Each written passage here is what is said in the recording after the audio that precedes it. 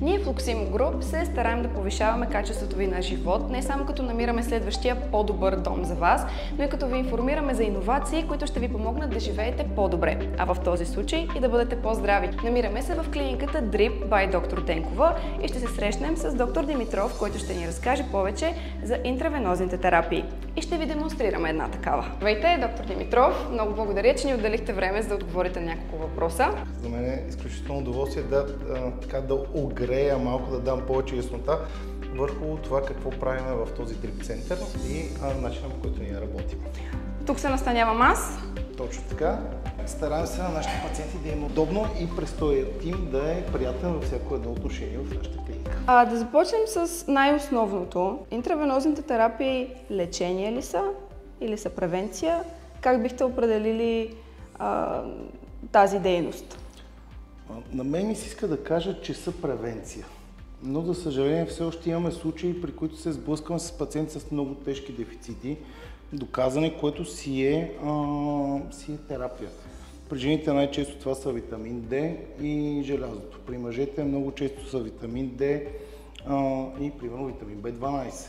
Какви са грешните схващания по отношение на този метод? Какви са митовете, които трябва да развенчаем? Първият мит, който така най-много битува, е, че когато ти дадеш на организма си нещата веднъж, той ще спре да ги усвоява.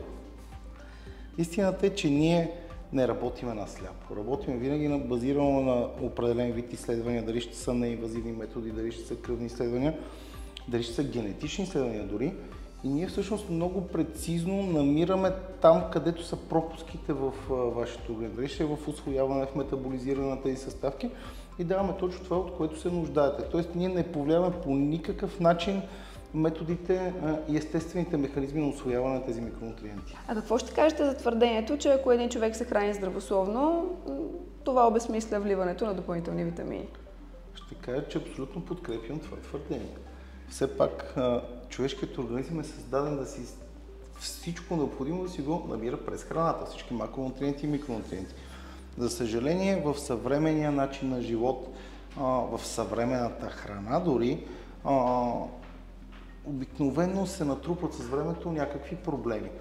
Съществуват и редица състояния, които ние не приемаме за нещо като проблем, да кажем един базов гастрит, колит, инсулинова резистентност, но те всъщност нарушават усвояването на микронутриентите и тогава в малко или много се налага ние да се намесим, за да можем да вкараме този организъм да е в максимално, най-добрата си форма и най-добрата версия на себе си.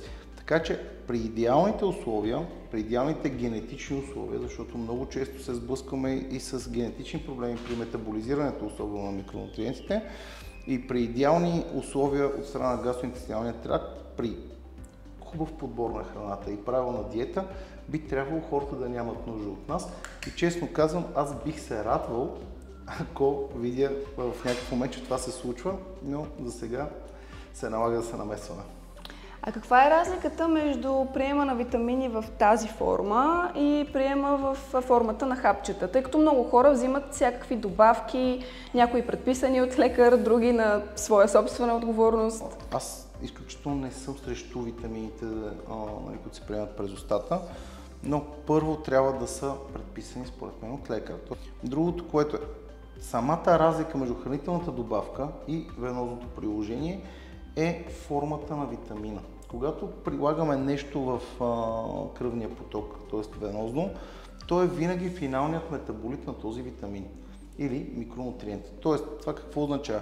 Че ако приемете един витамин през устата, вашето тяло обикновено трябва първо да го усвои, т.е. да го транспортира през лигавицата на стомаха и на червата, да стигне в кръвния поток, оттам да премине една метаболизация, за да стане в най-подходяща форма за употреба. Докато при венозното приложение всички вещества, които се използват, те са в финалния метаболит. Можем ли чрез вливанията да си наваксаме това, което ни носи съня и можем ли да подобрим качеството на съня чрез тези процедури? Това е една съвременна епидемия, проблема с съня. То е свързано с конкретни витаминни дефицити. Както казах, един от най-честите проблеми, които виждаме, е проблема с витамин D. Тоест масовият дефицит на витамин D, който в България по последните данни е над 80%. Това е плашещо. То за цяла Европа е по този начин. Води до това да имаме магнезиев дефицит много често, което пък води вече до проблеми с съня. Успяваме чрез наваксването на тези дефицити да направим така, че със същото време сън, което може да отдели конкретният човек, той да е по-пълноценен, т.е. да е по-дълбок и вие да се събудите по-освежени и по-готови за деня. Когато си правих проучване преди да дойда при вас и да си подготвя въпросите, на много места срещнах думичката над. Много е тренди явно. Какво е, какво представлява, имаме ли нужда от него? Над е естествен коензим, т.е. това е вещество, което се намира в нашия организъм, помощта на над и една поредица от ензимни и химични реакции. Ние разграждаме хранителните вещества и ги правиме на енергийни съединения. Тези енергийни съединения са нашата валута в организма. Така че над е нещо, без което не можем. Специфичното при над е, че той има много допълнителни функции. Понеже над се правеше така, от доста години познаваме над и работиме с над, но то беше малко оф-лейбъл. От не миналия декември, по-миналия вече FDA, която е, както знаете, майката на всички такива организации, свързани с лекарства, вече го одобри за някои конкретни състояния. Тоест ние вече можем да го използваме абсолютно легално и оттам до ден днешен, което е около година и половина, почнаха да излизат ежедневно изключително много публикации за приложението на над при различни състояния. От тежки депресии, които са рефрактерни на лечение, през невродегенеративни заболявания, хронични сърдечни заболявания. Излезе публикация, която показа, че всъщност преживеемостта след инсулт при нормални нива на над е доста по-висока, отколкото ако нивата на над са ниски. Свързано е с липолизата и с глюкозния метаболизъм, профилактика на инсулиновата резистентност. Тоест, той има много допълнителни функции.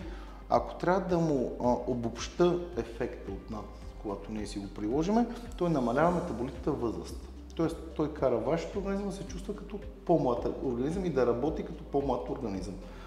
Обикновено при хора до 40 години има запазена надпродукция. Тоест до 40 години ние нямаме ниски нива на над. В този случай над се препоръчва да се прави при две състояния. Когато имаме доста влошена работа на имунната система, т.е. имаме слаб имунитет, или когато имаме хронична умора, без да имаме друг витаминен дефицит или друг дефицит на микронутриент, който да го обясни това състояние. С тези процедури може ли хората да се почувстват по-млади или да удължат периода, в който се чувстват активни и в разцвета на силите си? Това ни е идеята като цяло. Сега най-новият клон на медицината, в който аз така изключително много искам да се изявявам, това е регенеративната медицина. Това е една област, в която работим различен тип хора. Сега аз работя парентерално хранене, анестезиолог съм, работят ендокринолози, работят нутриционисти, генетици, дерматолози, изключително голям кръг от специалисти се изявяват в тази специалност на различните нейни нива, но идеята там е да направим така, че понеже въобще от последните 100-150 години хората почват да живеят по-дълго. Средната продължителност на живота се увеличава. Но идеята не е само да живееш по-дълго. Да живееш качествено. Тоест, по този начин ние можем наистина да върнем малко времето назад. По отношение на кожата можем да подобрим колагеновата синтеза, да забавим чисто външното старение на организма. По отношение на функциите на организма можем да направим така, че да свалим метаболитната възраст. По отношение на конкретни вече състояния, които са, бих казал, епидемия, като инсулиновата резистентност, имаме програми, с които буквално да я излекуваме.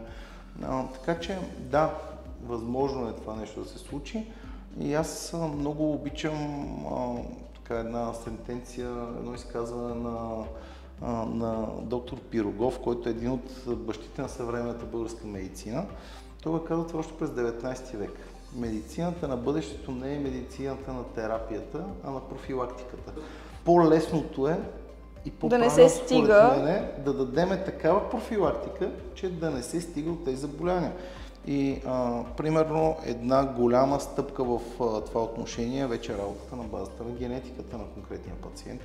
Имаме опция, при която да направим генетични изследвания, тези генетични изследвания да ни покажат всичко свързано с метаболизма, да видим къде са конкретните проблеми на този човек и тези проблеми в метаболизма в бъдеще какво биха причинили, тогава ние да се намесиме с такъв тип терапии или перорални добавки, или има си комбинации и различни протоколи, но така, че да отложиме тези проблеми във времето или дори да ги елиминираме. Има такива, които директно могат да бъдат елиминирани. А каква е връзката на тези терапии с безкрайната борба с килограмите за много пациенти? Зависи каква е причината за натрупването на тези килограми. Да. Но, примерно, при една инсулинова резистентност си се работи, имаме специфични вливания, които са направени, така че да подобрят глюкозния метаболизъм, да го ускорят. Работим с специфични медикаменти, които конкретно се намесват и лекуват това нарушение, което води до нормализиране на теглото и превенция на бъдещи проблеми с теглото. Като при всяка от нашите програми аз обичам да работя паралелно и с нутрициолог и нутригенетик, защото пак казвам, основата на всичко е храненето. Вече има и други специфични нарушения. Примерно при жените много често дефицитите на B12 и на витамин D, както и дефицитите на желязо, водят до това да се трупат килограми. То е вече чрез и намесването в хормоналния баланс. Много често имам пациентки, при които когато се наваксат тези дефицити, те без да разберат почват да свалят килограми, като съм стигал до 10-15 кг без въобще да се промени начин на живот на пациентите. Тоест, тук идеята е, имаме как да се намесиме. Въпросът е, има едно изказване, само добрият лекар лекува причината, а не симптома. Тоест, аз се опитвам да намеря къде са проблемите, за да знам къде точно да се намесим. Когато стане въпрос за репродуктивно здраве, каква е ролята, която бихме могли да изиграем положителна, използвайки тези методи? Първо да кажа, че в нашата клиника всичките формули, които ползваме, са патентовани. Те са така мое творение и имаме формули, които са за мъжка и за женска репродукция. Много от микронутриентите имат изключително ключова роля в репродуктивната система и репродуктивната функция както на мъжа, така и на жената. И те са доста различни. Нуждите са доста различни. Повлияваме доста позитивно, като при жените правиме така, че хормоналният баланс да е по-правилен, да се увеличи малко нивото на прогестерона, което е всъщност хормона на бременността. Правиме матката малко по-възприемчива към факторите на бременността и евентуална бременност. И правиме така, че да намалиме риска от дефекти в плода. Намаляваме оксидативния стрес, използваме специфични форми на фолиева киселина, витамин B6, на витамин B12, които имат изключително значение за това да направим превенция на евентуални проблеми с плода и малформации. При мъжа успяваме да намалиме процента на дефектни сперматозоиди, да увеличим подвижността и плодителната способност. Но то се прави с специфични, различни са формулите, просто различни са нуждите от специфичните микронутриенти. Там се работи обаче малко по-дълго време. Тоест аз бих така посъветвал, ако някои от нашите зрители имат идея въобще да се впускат в това преживяване на родителството, малко по-раничко, общо около 2 месеца преди това да направим една хубава подготовка. Каква е подходящата възраст, на която да стартираме с процедурите? Всеки организъм е индивидуално. При някои се налага много рано да започнем. Работил съм с 5 годишни деца, с 7 годишни деца. Вече когато имат конкретни проблеми, работил съм с 15-16 годишни, когато вече имат ранна форма на инсулинова резистентност или на тежки дефицити. Но най-масовият случай, това, което бих обобщил, е около 40 години. Човек вече трябва да се замисли, че е хубаво да проследява вече нещата. Дори да няма някакви оплаквания, поне да си направи един чек, да е сигурен, че всичко е наред.